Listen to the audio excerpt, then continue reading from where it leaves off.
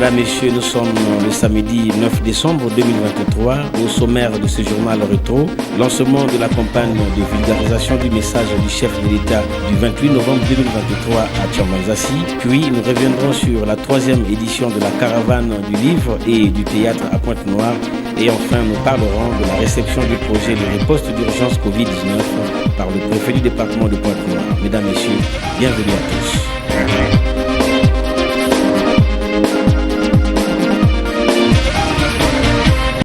C'est à ce site de villégiature, cadre de bonnes humeurs, que le préfet du département de Pointe-Noire, Alexandre Honoré Paka, a reçu en présence de son conseiller sanitaire le projet de riposte d'urgence Covid-19.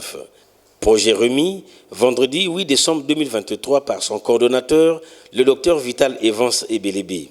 En pleine récupération sanitaire, Alexandre Honoré Paka a jugé opportun de comprendre le contenu de ce projet tout aussi bénéfique à son département.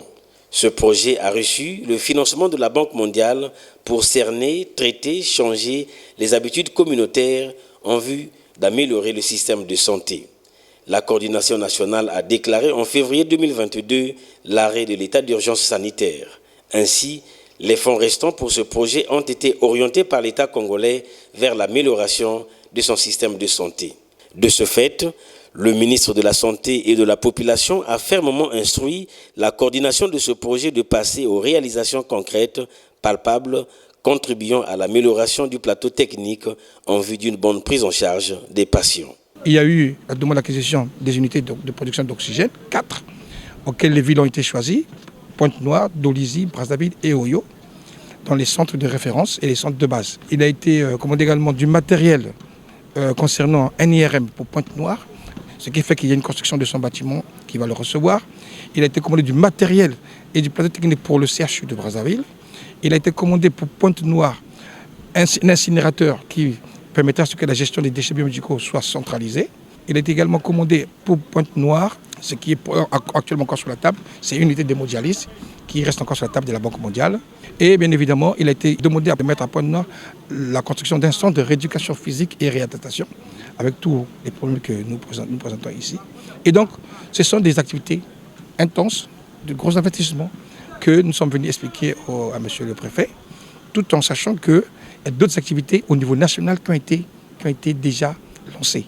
Et donc, c'est pour vous dire que c'est du costaud, que la Banque mondiale, partenaire de l'État congolais, et l'État congolais ont pris les fonds restants, les fonds alloués, et le fonds additionnel numéro 3, qui est un fonds qui est arrivé après la période aiguë, qui est un fonds qui a eu une attention assez particulière des parlementaires, qui ont insisté sur la réalisation des activités dans ce fonds. Un véritable bonheur pour le préfet du département de Pointe-Noire. La présentation du projet de la construction du bâtiment du centre de l'imagerie médicale vient comme pour corroborer avec mes propos. Pour dire que nous sommes très heureux de voir que nous allons bénéficier d'ici là d'une structure très importante à travers les 3 projets que vous avez énumérés. Je crois que ce sera pour le département de Pointe-Noire une gageure dans la mesure où le président de la République, chef de l'État, insiste sur l'amélioration des soins de santé. Je crois que ça en est une preuve. Un plan de travail annuellement budgétisé a été présenté et validé au comité de pilotage de ce projet par la ministre du Plan, gouverneur de la Banque mondiale au Congo, en présence du ministre de la Santé et de la Population. Ainsi, plusieurs activités ont été présentées, dont celles en cours de réalisation à Pointe-Noire.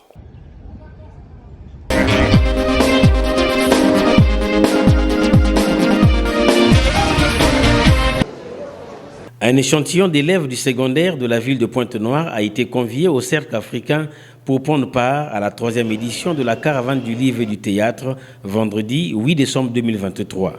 Au centre de cette activité culturelle, des représentations théâtrales d'un roman de Sylvain Bemba et des déclamations des poèmes de Jean-Baptiste Tati-Loutard. Bien avant, le directeur départemental du livre de Pointe-Noire, Alphonse Kala, a souhaité une cordiale bienvenue à tous les invités et singulièrement aux élèves, véritables cibles de cette caravane. La première prestation revenait à la troupe des caravanes. Un voyage pour rien. La deuxième a permis à la troupe théâtrale des 3 francs d'accrocher la jeunesse scolaire venue au rendez-vous.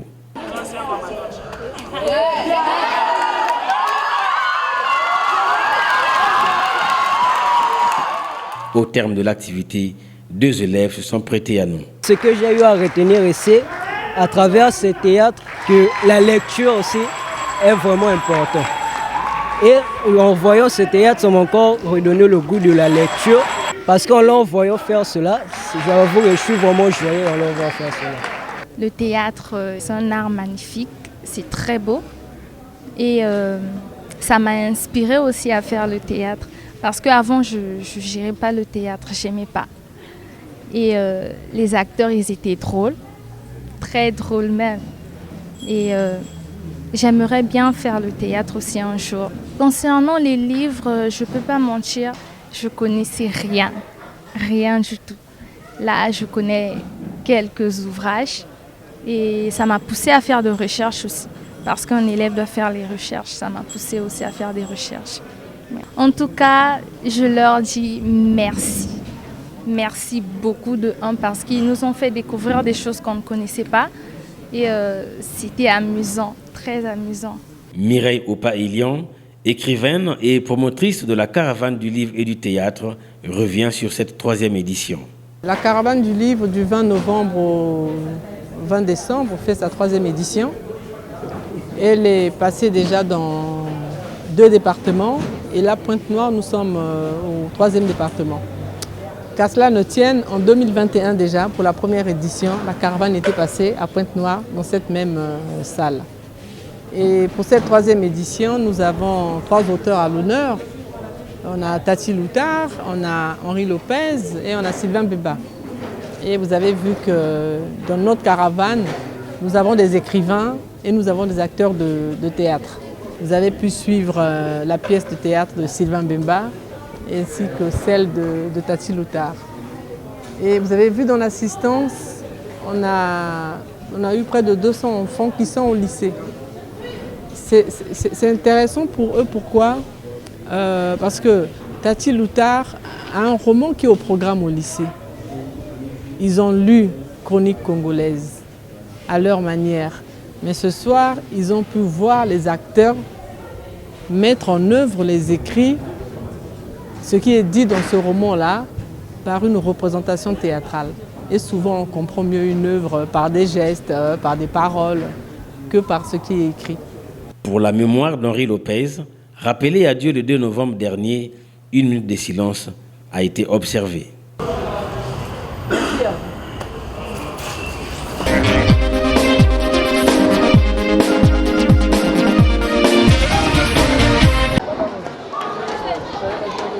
La caravane du livre et du théâtre, représentée au plus haut niveau par sa promotrice, Mireille Opa-Ilian, a fait un don de livres vendredi 8 décembre 2023 à la bibliothèque de l'école moderne de Tchimbamba dans le département de Pointe-Noire.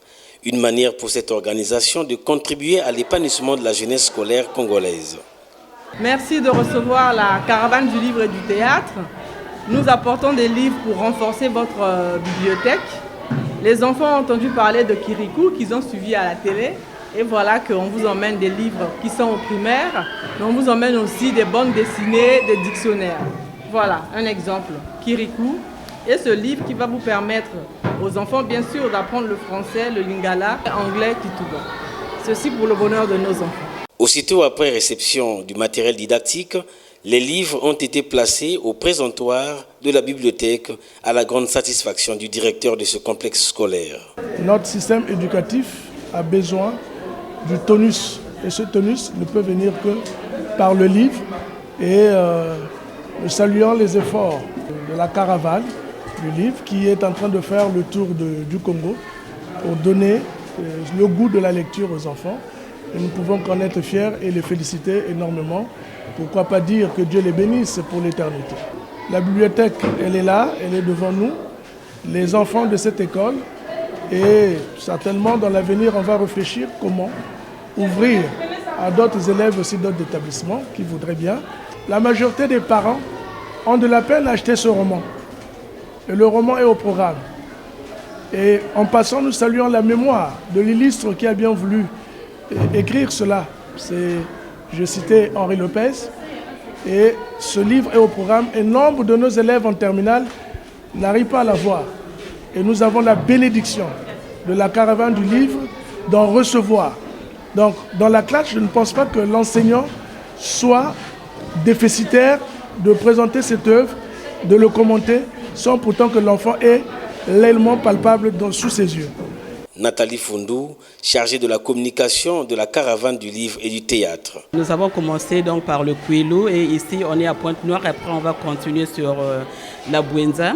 Le but c'est donc intéresser la jeunesse, les enfants à la lecture, parce qu'on s'est rendu compte qu'avec les réseaux sociaux, les enfants sont beaucoup plus avec les téléphones dans les réseaux sociaux, alors que c'est en lisant qu'on devient également intelligent, c'est en lisant qu'on acquiert cette culture générale.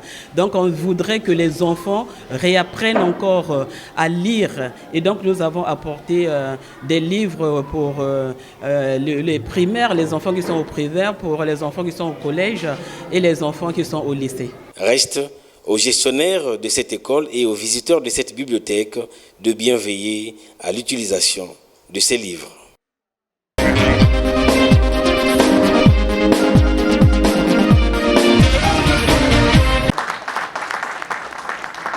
Les médecins enregistrés au conseil départemental de l'ordre des médecins du Kouilou et Pointe-Noire ont pris part à l'assemblée générale de leur instance le samedi 2 décembre 2023. Cette assemblée générale présidée par le docteur Ligas Gaspard Lingwala, président du conseil départemental de l'ordre des médecins du Kouilou et Pointe-Noire, a été rehaussée par la présence du professeur Hervé Léon Iloki, président du conseil national de l'ordre des médecins du Congo. Installé en août 2003, le bureau du conseil départemental de l'ordre des médecins du Kouilou et Pointe-Noire est déjà à 20 ans d'exercice sans élection, d'où la tenue ce jour de l'assemblée générale préparatoire aux élections. Dans son mot d'accueil, le président du conseil départemental de l'ordre des médecins a fait le rappel de la création de l'ordre des médecins. Pour assurer la régulation déontologique de notre art, un instrument important est né, c'est l'ordre des médecins. Cet ordre qui regroupe obligatoirement les médecins. L'article 30 de la loi 06-97 du 21 avril 1997 portant institution et organisation de l'Ordre national des médecins au Congo dit ceci. Aucun médecin ne peut prétendre exercer sa profession s'il n'est inscrit au tableau de l'Ordre national. Voilà notre raison d'être. Défenseur de l'Ordre des médecins dans cet espace géographique qui est Pointe-Noire, Kouilou et les régions voisines. À la mémoire collective des médecins rappelés à Dieu depuis la création du Conseil national de l'Ordre des médecins du Congo, le président national de cette institution a demandé aux participants d'observer une minute de silence avant de présenter les attributions du Conseil national de l'Ordre des médecins du Congo. Le Conseil national de l'Ordre des médecins représente la médecine auprès des autorités publiques. Le Conseil national de l'Ordre des médecins étudie les questions et projets du domaine de la santé soumis par le ministre de la Santé et par les conseils départementaux. Le Conseil national de l'Ordre des médecins reçoit les communications et les suggestions des conseils départementaux. Il participe à l'élaboration du code de déontologie médicale. J'entends par là le Conseil national de l'Ordre des médecins. Il émet un avis motivé pour toute création d'établissements sanitaires et toute autorisation d'exercice des médecins étrangers. Il peut s'occuper des questions d'entraide et de solidarité professionnelle. Il exerce les droits réservés à la partie civile pour les faits portant préjudice aux intérêts de la profession. Il statue en appel, enfin, sur les décisions du Conseil départemental de l'Ordre des médecins en matière d'inscription et de sanctions disciplinaires. Chers collègues, la loi délimite par là ainsi le champ de compétences du Conseil national de l'Ordre des médecins et donne tout pouvoir opérationnel au Conseil départemental de l'Ordre des médecins qui assure les inscriptions et exerce le pouvoir disciplinaire.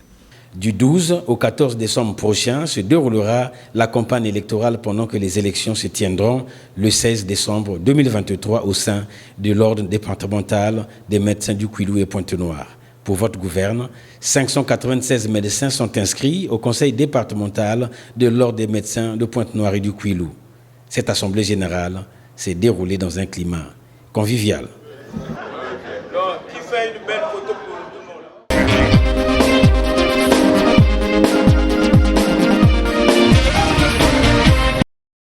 Le 28 novembre dernier, lors de l'adresse du président de la République devant le Parlement réuni en congrès, suivant ce message dans la salle de la Maison de la République à Pointe-Noire, le préfet Alexandre Honoré Paka avait résolu de vulgariser dans son entité administrative le message du chef de l'État.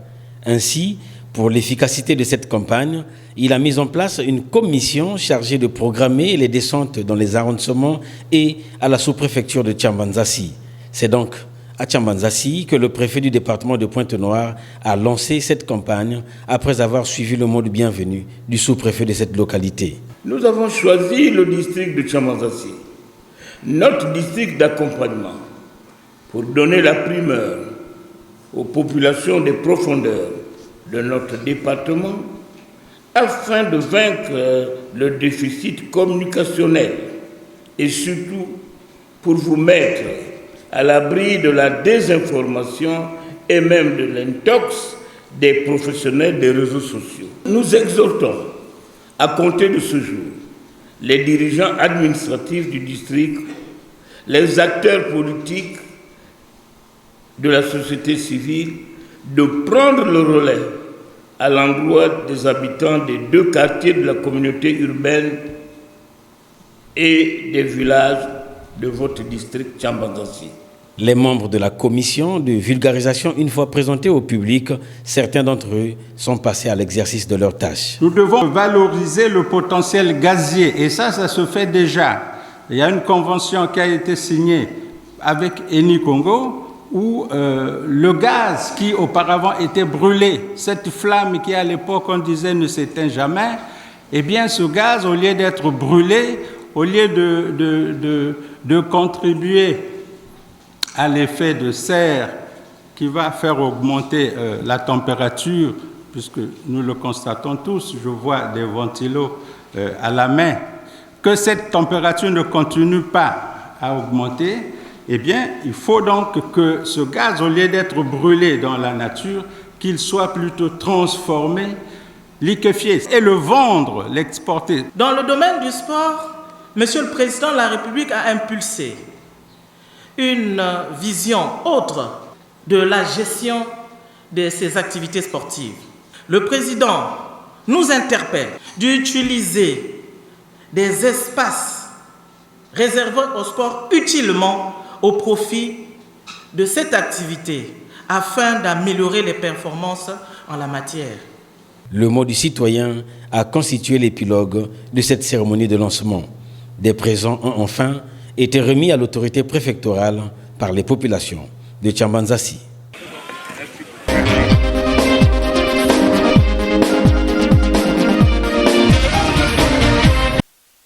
Hôpital général de Dolisie, nous sommes le lundi 4 décembre 2023. Une journée consacrée essentiellement à la communication du directeur général de cet hôpital, Maurice Mebangam Popolo, à l'endroit de son personnel. En présence des 5 directeurs divisionnaires de cet hôpital, le directeur général a tenu conscientiser ses administrés lors de ces retrouvailles orientées vers les préparatifs de la revue sanitaire du ministère de la Santé et de la Population que la ville de Dolisie accueillera à partir du 15 décembre 2023.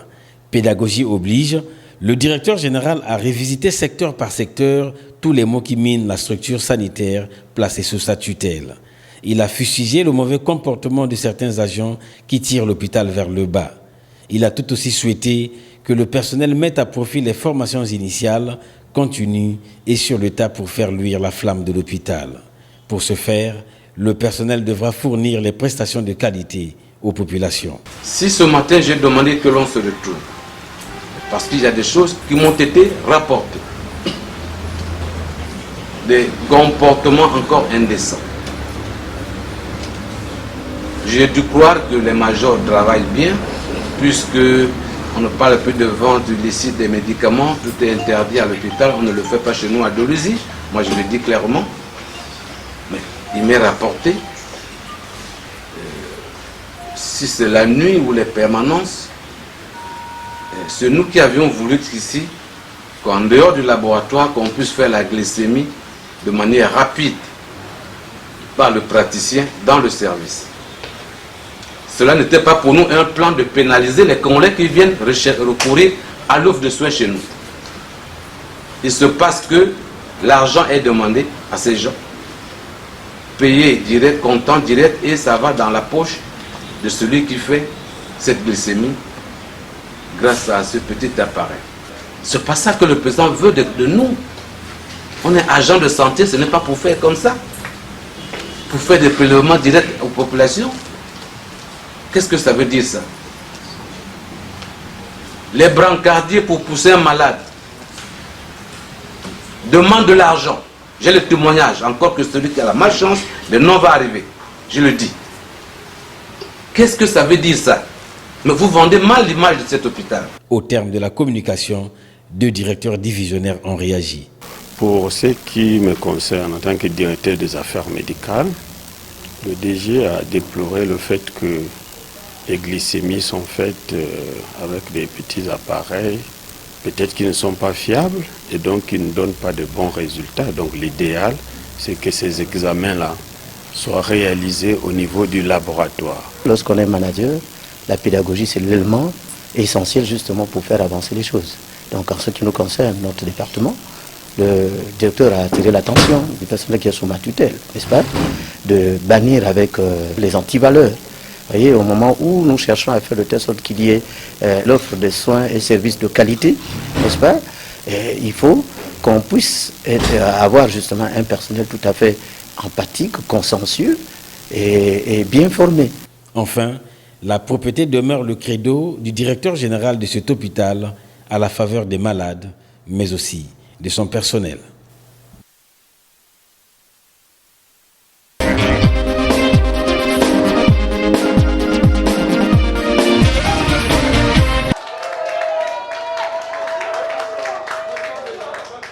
C'est désormais Michel Roger Bunda qui présidera aux destinées de la dynamique 17 Pointe-Noire en remplacement de Jean-Claude Tchikambu, resté 26 ans au perchoir de cette ONG des anciens élèves du lycée agricole Amilcar Cabral, LAC en abrégé. Une mise en place des nouvelles instances dirigeantes survenue le dimanche 3 décembre 2023 à l'issue d'une assemblée générale élective dirigée par Joseph El Mouyok, président de la commission d'organisation de la dite Assemblée générale, lequel a dans son mot de bienvenue parlé de la frilosité des membres quant à réguler les activités de leur plateforme. Les élans des uns et des autres ont été moussés par des mots, tels des questions liées à nos égos, les conflits de compétences, le leadership, l'indisponibilité, l'incompatibilité d'humeur entre les animateurs, j'en passe. Tels sont les comportements de nature à tirer notre association vers le bas. C'est donc fort de cela que je nous invite individuellement et collectivement à une remise en cause, à taire nos égos pour privilégier l'intérêt général. Le communiqué final élaboré après les élections a donné la clarté sur la composition du nouveau bureau. De l'élection des membres du bureau exécutif sont élus président, le dynamique Bunda Michel Roger, vice-présidente, la dynamique Chidas Gilbert, secrétaire, le dynamique Bayula Serge, trésorière générale, la dynamique Kenge Marie-Thérèse. De l'élection des membres de la commission de suivi et d'évaluation sont élus présidente, la dynamique Fragonard Nzoussi, vice-président, le dynamique Mabiala Fortuné Patrick, rapporteur, la dynamique Balossa Marlène. Jean-Claude Tchikambu, président sortant, s'est dit disponible de jour comme de nuit pour accompagner à travers son expérience le bureau entrant.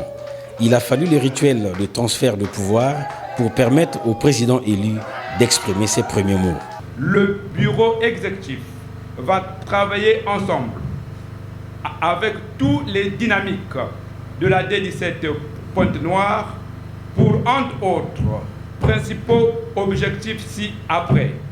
Redynamiser l'unité et la solidarité au sein de la D17 Pointe-Noire, susciter le développement des activités génératrices de revenus, se doter d'un fichier actif de toutes les dynamiques de la D17 Pointe-Noire, initier un plan d'action qui sera mis à l'approbation d'une prochaine Assemblée générale extraordinaire.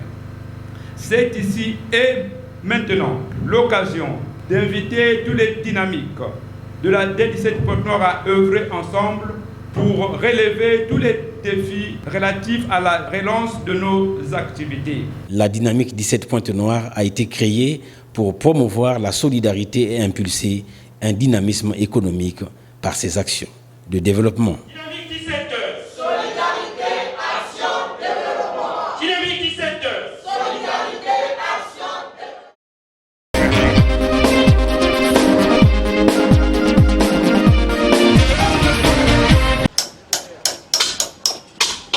Restés en dysfonctionnement pendant une période donnée, ces véhicules des districts sanitaires comptant pour le département du Niari ont été réparés pour rendre opérationnels les chefs de ces districts sanitaires. Une initiative du docteur Martin Inana, directeur départemental des soins et services de santé du Niari, répondant au mot d'ordre du président de la République, chef de l'État, sur l'amélioration des soins et services de santé aux populations. Les mécaniciens se sont mis en œuvre pendant des jours pour remettre en service ces moyens roulants avec des nouveaux accessoires à l'image de ces pneus. Ce mercredi 6 décembre 2023, le directeur départemental des soins et services de santé du Niari a saisi cette opportunité pour instruire les chefs des districts sanitaires concernés sur l'utilisation de ces véhicules. Je vais, après réparation de ces véhicules, vous les remettre. Je vous le remets, pas peut-être, pour que ce véhicule se mette à transporter des produits privés, mais c'est pour que vous puissiez faire le bout. Je n'avais pas les moyens de vous demander des comptes. Maintenant, là, je crois que vous avez tout ce qu'il vous faut pour améliorer l'offre de soins et services de santé dans le département du Niari. Avoir remis ces véhicules à neuf n'est qu'une goutte dans la mer. Parce que si le suivi n'est pas efficace, ces véhicules vont retomber en panne dans 3, 4, 5 mois.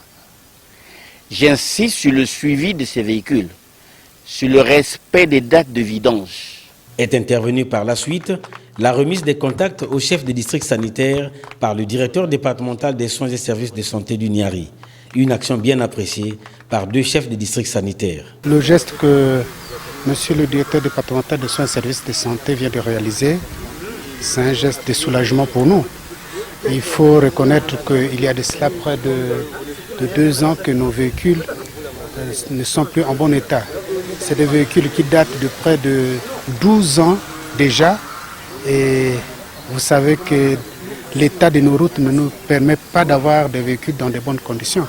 Comme ceci vient d'être réalisé, je crois que nous allons entamer correctement l'année 2024 dans les bonnes conditions. Une mission des hommes et des moyens. La mission est grande, en milieu rural, traverser des forêts, des zones d'accès difficiles, et si les moyens n'est pas bon, vous ne pouvez pas arriver à la hauteur de la mission qui vous est assignée. Nous avons été longtemps privés de la possibilité de visiter les localités les plus éloignées. Je fais allusion à Divenier, Ngouadeu, partout là où la route est tellement difficile. Vous êtes parfois obligé de dormir en route parce que vous n'avez pas de 4x4 ou sinon il faut garer les moyens sur la montagne parce qu'il n'y a pas de démarreur. Apprendre que tous ces problèmes ont été réglés, je ne saurais vous exprimer mon sentiment. Les districts sanitaires concernés sont Mosenjo, Kibongo et Kimongo. Aux utilisateurs de ces véhicules de respecter les consignes données par leur directeur départemental. Et je crois que ce que j'ai dit.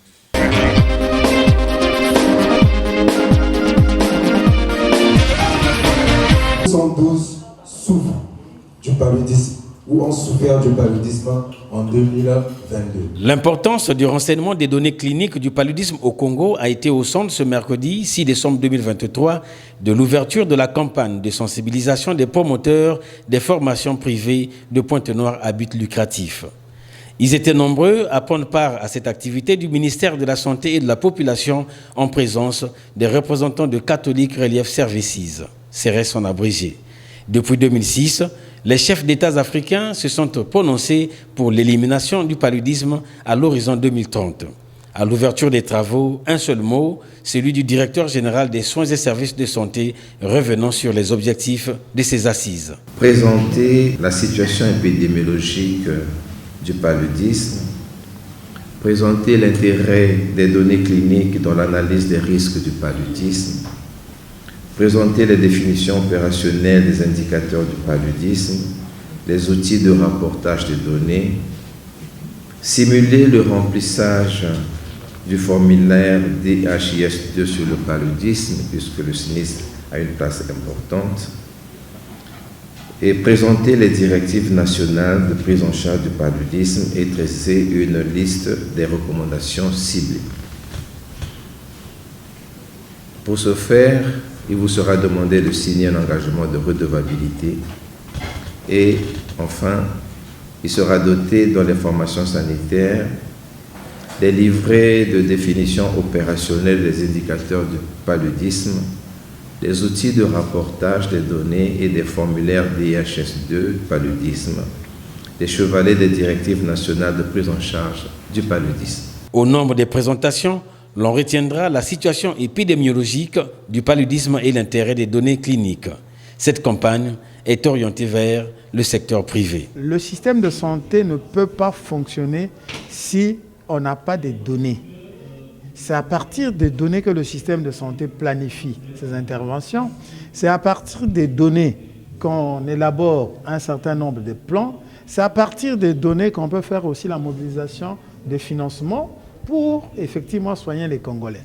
Mais lorsque vous n'avez pas suffisamment de données, ou vous avez seulement les données d'un seul secteur, eh bien c'est vraiment très difficile pour un pays justement de bâtir les stratégies, les interventions et les plans qui feront que la population congolaise soit en bonne santé. Aujourd'hui, nous avons pensé aller vers le privé et c'est cette activité qui se tient pour qu'ils adhèrent à cette information sanitaire, à renseigner l'outil qui est le DHIS2 qui nous permet de prendre l'information sanitaire de toutes nos activités, toutes les activités qui se passent dans nos centres de santé, afin qu'au niveau ministériel, on puisse avoir l'information de nos activités et qu'il y ait une bonne prise de décision, parce que vous savez que s'il n'y a pas une bonne information, on ne peut pas prendre une bonne décision et cette activité nous permet d'aller vers cet horizon. Cette campagne de sensibilisation prendra fin ce jeudi 7 décembre 2023. L'objectif pour nous, c'est d'avoir moins de 10 cas.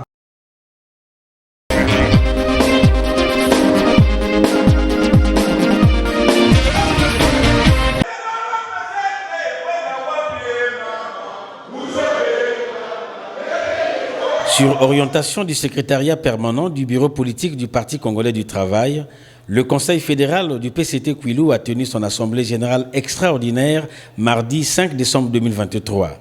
Cette assemblée générale extraordinaire présidée par Pauline Isongo, membre du bureau politique, secrétaire permanente aux affaires sociales, a porté sur le complètement du secrétariat du Conseil fédéral du PCT Kwilu.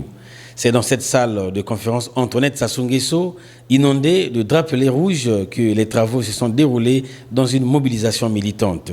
Cette session extraordinaire, la toute première depuis le 5e congrès ordinaire de ce parti, a donné l'occasion au président du Conseil fédéral du PCT Kwilu de brosser le tableau sanitaire de sa fédération. La fédération PCT Kwilu se porte très bien. Elle est mobilisée et mobilisable. Au sortir des élections législatives et des locales en juillet 2022, le Parti congolais du travail, dans le département du Kwilu, a glané 3 députés sur 7, 22 élus locaux sur 45 et tout récemment au sénatorial d'août 2023, on a obtenu de belle manière 4 sénateurs sur 6. Soit dit en passant qu'avec cette majorité au Conseil et avec l'appui des partis de la majorité présidentielle au Kwilu, nous avons réélu avec brio le président du conseil départemental du Kwilu. C'était en septembre 2022. La nature ayant horreur du vide, avec quelques décès enregistrés, il était important de procéder au complètement du conseil fédéral du PCT Kwilu, a signifié la présidente de la session à l'ouverture des travaux. Le communiqué final déroulant la synthèse des travaux, les motions de soutien et de confiance respectivement au président du comité central et au secrétaire général du Parti congolais du travail ont été les documents essentiels de la deuxième partie. Après élection, Isidore Oscar Chitembo et Martin Niquez Makosso ont été tour à tour élus secrétaire fédéral à l'environnement et au développement durable et secrétaire aux questions économiques. Pauline Isongo, membre du bureau politique, à la clôture des travaux. Le complétement ou la restructuration des organes du parti est d'une nécessité vitale pour notre organisation. Car ce faisant, nous nous donnons l'occasion de renforcer nos équipes, de les dynamiser afin de perpétuer leur capacité de combat politique pour le bien de tous. Personne n'est irremplaçable, ce qui implique de la part des camarades élus, des camarades qui ont ainsi bénéficié de la confiance des autres, de ne pas se considérer comme des vainqueurs, mais plutôt de prouver avec humilité leur capacité de rassembleurs, de meneurs d'hommes